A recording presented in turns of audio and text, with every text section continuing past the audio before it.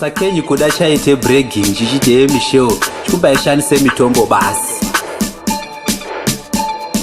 wakatipe kuti nini ndichiri kuda azvinei kuti kakambitiswe ndikuda nyange kachikude kuda ndisi kude kuda chandiri kuda kudiwe kudarike kuda helo kuda ndipo mushonga wemafemale usaderoka ndibopindawo misheo handizive ringi ndongoziva yemabheo ndikada kurepa ndeta DK mujeo helo kuda ndipo mushonga wemafemale usaderoka ndibopindawo misheo handizive ringi ndongoziva yemabheo ndikada kurepa ndeta DK mujeo mirenje yacho yakatuka kunge jemu ndakasvitse soko ndode kuite konifemu kakaome soro kanonesa kunge kemu ndazange kukwira ngekudzika kunge emu kumba igumeyo ndoti mwakaite wani ndichite kombarizoni uri namba 1 kakarambisisa ndinobudise yusa kakatuke rimwe vhenda kutuke ngevhenda helo kuda ndipo mushonga wemafemale usaderoka ndibopindawo misheo handizive ringi ndongoziva yemabheo ndikada kurepa ndeta DK mujeo helo kuda ndipo mushonga wemafemale usaderoka ndibopindawo misheo handizive ringi ndongoziva yemabheo ndikada kurepa ndeta DK mujeo kwedu kanyigaza kunoimbwa nakateo